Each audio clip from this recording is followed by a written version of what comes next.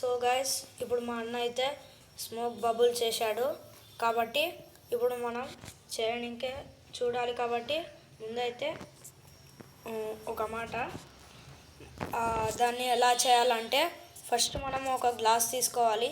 Glass తీసుకున్న తర్వాత half spoon sugar అలాగే క్లినిక్ షాంపూ ఒకటి తీసుకొని ఆ గ్లాసులో షుగర్ యాడ్ చేయాలి.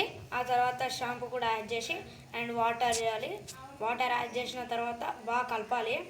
కలిపిన తర్వాత ఇప్పుడు కింద బండలు కానీ ఇట్లా వాటర్ తీసుకొని ఇక్కడ కింద ఇలా వేయాలి.